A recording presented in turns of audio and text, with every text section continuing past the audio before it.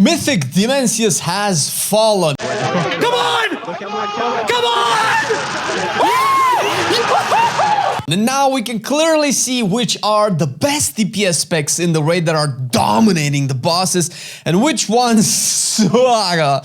Hello there, I'm Flame from Marcelian&Flame. We have changed the channel name, and today we will be looking at how the DPS specs are currently positioned within the concept of the raid and how things might change after the inevitable nerfs that you know they're coming for some of these very, very good DPS specs. Started off really quick with Frost Death Knight, and throughout this tier list, by the way, we will have disclaimers explaining why certain specs are in certain tiers, why they are not, and hopefully people understand those disclaimers before tap into the comment, but that's a big ask, a bigger ask than definitely asking for Frost DK to be nerfed. Now, we knew Frost DK was going to be strong, and we have seen it being used in the race world first. It's S tier, so S plus will essentially be the top DPS that you will see in almost every composition, and as of this current week and recording this video, this is happening before any potential class changes that we know of, it's been used in the race world first. Pretty much every big team that has pushed Dimensius and killed it as well, Echo Liquid's method, have used Frost DKs, at least one, and that's usually what we will see in S plus tiers, to the extent where you wouldn't have any other Death Knight in your team because you had Frost DK, and this applies to other specs as well. Because of that, Unholy is kind of in the middle of the pack, and I'm going to use this A, B, C tier to kind of like mash these together based a little bit on their performance, based a little bit on their representation, and their probably utility. Unholy DK doesn't have low damage by any means, not enough to justify the gap between Unholy and Frost, but since we're gonna be using the current data that we have at the moment, I can only use the discrepancy between popularity and throughput to kind of justify Unholy not being at the same level as Frost. Chances are that by the end of the tier, Unholy might even be better than Frost. It usually scales slightly better towards the end of a season, but not a lot of people use Unholy. Frost DK probably has like a much better damage profile than Unholy, while Unholy still has a lot of pets that it has to juggle through, and it requires, I don't know if it requires more uptime on a target than Frost Death Knight, but either way, this is where Unholy is at the moment. I've debated if Havoc should be in S plus here because it is a very, very, very good DPS specs, but I'm gonna keep it into S tier. S tier is usually really good specs that probably every raid group should have. S plus is kind of like where you might expect some nerfs. Then we haven't seen any nerfs to S plus because the race was going on, and likely a week after the race is usually when we see those nerfs. So not at the moment for Havoc, although if you have any nerfs coming to the S plus tier specs, you might see Havoc becoming maybe the best melee in the raid at the moment, since there aren't very many melee specs that are better than Havoc. There's maybe one more, but we'll get to that in a second. But Havoc is just really, really good. Balanced Druid is going to be one of the first specs to put into F tier. Now, I'm reserving the F tier for the absolute weakest performance across the board. Don't get me wrong, Balanced Druid is being used in Mythic Manaforge at the moment, and this is still very early. What is this, the second week, third week of Mythic progression? Because I think we got Mythic released week 1, so it might be the third. So that doesn't mean it's a bad spec, it's just underperforming as per usual despite a lot of the single target buffs that it received. Of course, it excels a little bit more on add fights and spread cleave, but you might see as we go through all of these specs some logs regarding their DPS performance, and this is usually for Fractilis, because as it stands right now, Fractilis is the most pushed mythic boss that has logs on it that we can tell. There are probably guilds progressing Nexus King Salhadar, maybe even Dimensius, but nobody's logging because why would they? This is still a very hot competitive part of the raiding, even if the race world first has concluded. But Balance is systematically across the board, if not the worst performer in the raid, the absolute one of the worst performance in the raid. So that's why it's an F tier. But don't get me wrong, you can still play Balance in Mythic. It's just you probably want to play Feral if you really want to Druid DPS, because Feral is actually way better. Now, I don't know if Feral is necessarily better than Unholy. It feels like it has slightly better performance, and it is the premier Druid DPS spec. Although, if you really want a Druid in your raid, because every raid that's pushing really good boss progression at the moment will have one of each class anyway, you're probably not going to get that through the Feral. You're probably going to get that through the Restoration Druid. However, if we're going to be talking pure DPS, then you'll definitely definitely want a feral in your raid as opposed to balance at the moment.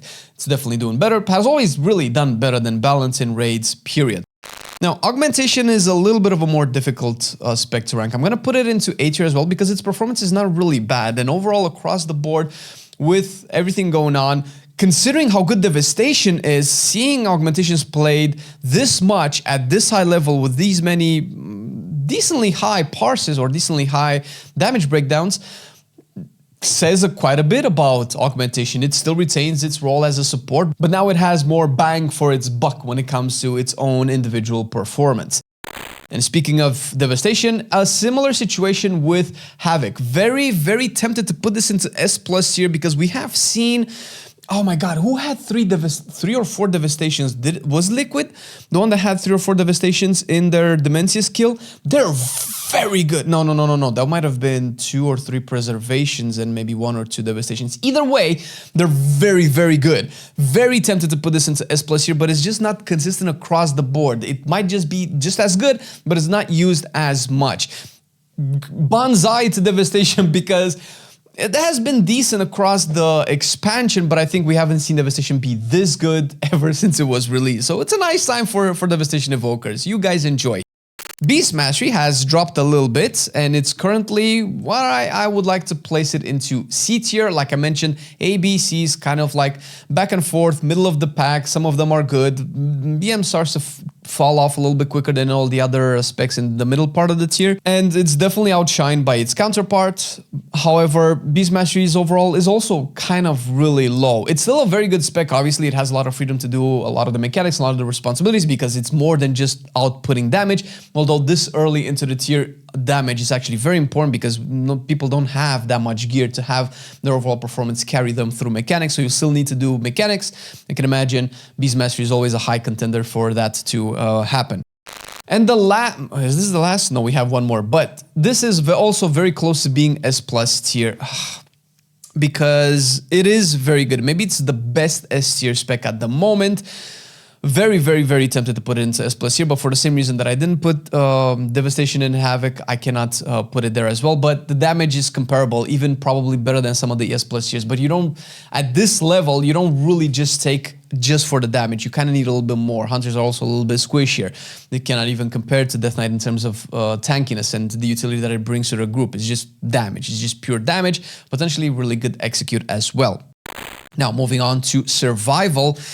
I don't know. It seems like it's doing slightly better damage than BM. I know that when we looked at the Fractilis logs for Survival, the top Survival had really good damage breakdown, like better than even some A tier specs at least Fractilis, which is, it's a good boss to look at in terms of damage profile because it's kind of like a patchworky boss. You don't really do much. Obviously, you still have the mechanics, you still have the wall, you still have all of that stuff, but it is mostly a stationary boss. You don't have to move around. So if there's a boss where you can gauge the mythic performance of a spec, then this would be it. And because Survival is underrepresented, let's say, you can see a big gap between the best Survival log and the worst Survival log, and it's like, what, 4 of them at the moment? That just goes to show like the level of skill of Survival Hunters ranges drastically between them. It could also be that maybe some of these Survivals were very unlucky with the mechanics. Maybe they had to like disengage from the boss. Maybe they died during the fight, so they lost a little bit of performance. So it's very hard to tell. But as it stands, this is where Survival is. It's also one of the specs that starts to trail off going into the later bosses. Either way, another S+ tier, probably to nobody's surprise, is Arcane Mage. Weirdly enough, I mean, this is the premier mage of the spec of the season. It has a very good damage profile.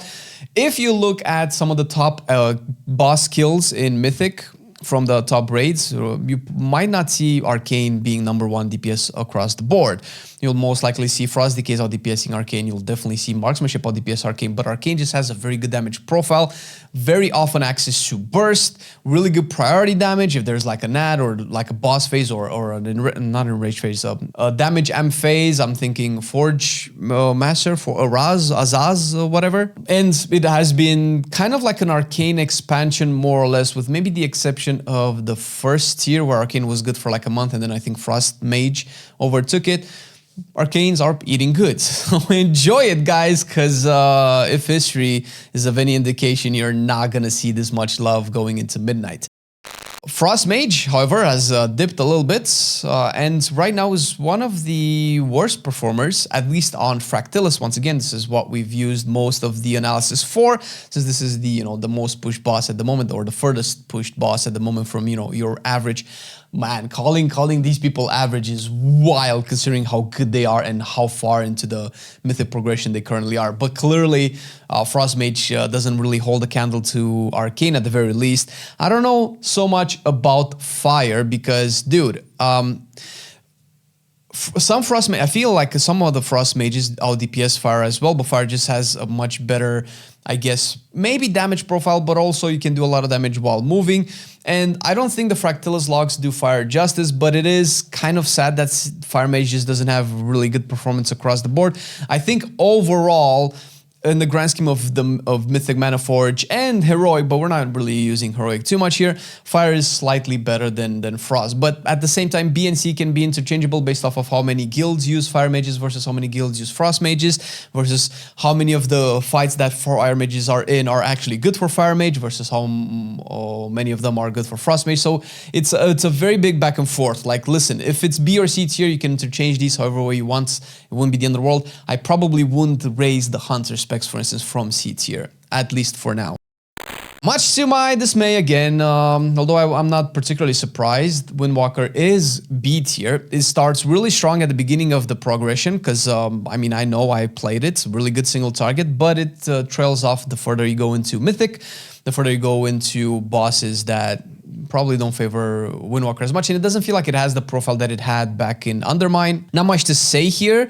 The tier sets are not that balanced. I feel like most Windwalkers are just playing Shadowpan at the moment with Crackling Jade Lightning and Last Emperor's Capacitor, which is a really good thing. I can talk more about this because obviously this is what I'm maining at the moment. Because of Gamescom, I haven't actually played the first Mythic bosses yet, and I'm dying to go in, so I don't have that much insight at the moment for it. I'm kind of hoping that Conduit of the Celestial gets a little bit more love. Maybe we can see more Windwalker there, because that has pushed Windwalker in last season to be one of the premier single target boss killers in the raid. Ret Paladin surprisingly doing better than Windwalker. You might have heard of the Ret Paladin conundrum in the Discords, where Discords have been shut down because Ret Paladins were just ignored for too long. Now this is a different topic for a different video. However, it has been buffed and it's looking like it does very, very good single target damage, better than almost all of the A, B, C tier specs at the moment. It's a spec that I think most guilds have one in the raid. I don't think Holy Paladin and Prop Paladin are particularly amazing, so your de facto Paladin spec this time will most likely be Red. And what a time for this to be the case, considering that for years in expansions in the past, Red has been the most underplayed Paladin spec. Shadow Priest, close to being an S+ tier contender, but not as much. It's a very, very, very good spec, particularly good on... What was it again? Is it Soul Hunters or is it Forge Master again? I don't know why I call it Forge Master. Basically, spread cleave. Shadow is just doing ungodly amounts of damage with Psychic Link, and that, I guess, it's not surprising whatsoever, because that has been Shadow Priest's forte and Dot Spec's forte for the longest time. Outside of that, it's just very, very solid. Of course, it might be your Priest spec of choice, depending on how tight your raid group is, and if you're pushing like Dementia skills like right now, like this week maybe, you might just have the Shadow Priest and then just, you know, get other healers in your group, since this Priest is always good. I don't know why people don't take this Priest more. Now, Assassination is also slightly harder to place, because on one hand, it's doing decent amount of damage. On the other hand, it doesn't have as much damage proportional to how much it's being played. It's definitely played more than Sub, and we will get to Sub in a second. So it's very hard to gauge where this actually goes, because there are some fights where Assassination is just cranking, some fights where it's just like very middle of the pack. So I'm just gonna put it middle of the pack at the moment. We'll see once we get back to this, maybe in like a month's time, if anything has changed for Assassination. It's not necessarily a bad spec, but there are fights where you might have to target swap, and there, as far as I know, also, Assassination currently has quite a lot of bugs, so I don't know what's going on with that. Hopefully that gets fixed. Outlaw is, I'm kind of checking my notes here, it's kind of on the same level. I think Outlaw is the most popular rogue spec at the moment and played, and on some fights is doing really well. In Heroic at the very least, it's cranking, and maybe that can be a sign of how it might actually perform in Mythic Manaforge once they get more gear, once everybody's a little bit more leveled in terms of their performance. But as it stands right now, I cannot really rank it any higher just because I know that their counterpart is just way better, because I don't understand why people aren't playing more Subtlety Rogue, because if you look at the logs here at Fractals, there's quite a few Subtlety Rogue parses. Maybe actually Subtlety Rogues are not logging their logs, because if you've watched the Race World first, you would have seen Subtlety be absolutely dominant on a lot of the fights, but particularly Dimensius. I think at least 2 of the 3 guilds, I'm confusing everybody's roster a lot, so don't take me on this. But 2 out of 3 guilds have had Subtlety Rogue at, if not rank 1 in their overall DPS performance, but rank 2. And that's coming from the Race World First guilds. Listen, it's just very, very strong. Definitely way stronger than it seems, because not a lot of people are playing it, at least publicly. So I would be surprised to see how this will turn out once, you know, more guilds kill Dimensius and we have more logs to look at. Elemental, another S+ here. I think this has been maybe the most showcased spec this tier, and it's great to see Elemental actually slapping. And I think Farseer has been played in the raids consistently throughout the entire expansion. I don't know if Season 1 you played Stormbringer, but Farseer has been played last year as well, and it's doing really, really well. And it's so fun to see meatballs flying all around. It's been a while since Elemental has been so good, and it's very nice to see. Not much to say here. It's just tuned really well. I wouldn't be surprised if it gets nerfed. Now, of course, I'm judging this based off of what I've seen with the Race World First. There's not necessarily a criteria that I want the specs to be nerfed by, because not everybody can play at that level. Most people cannot play at that level, and if you nerf it, it trickles down to the average player, because Elemental is not necessarily an easy spec to play. So the more you nerf it, because the top performance can just exploit it to the max, the worse the other people will perform with Elemental, the more the value of the spec gets skewed. And this applies to a lot of other specs, not just Elemental, but Elemental is just a good example for that. Enhancement has trailed off. The reason I'm putting it this low is because in the latter ends of the raid, Enhancement is actually not doing that hot.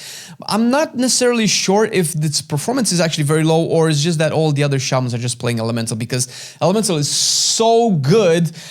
If you play Enhancement, you might just be actively trolling your guild, unless your guild is just like, doesn't really care, and you're fine, right? Obviously, we're talking about the very high-end guys. That doesn't mean you cannot play Enhancement. Don't take this tier list as an indication of what to play. We never do these tier lists telling you what to play. We're just looking at what people are doing and then just putting it in a ranking.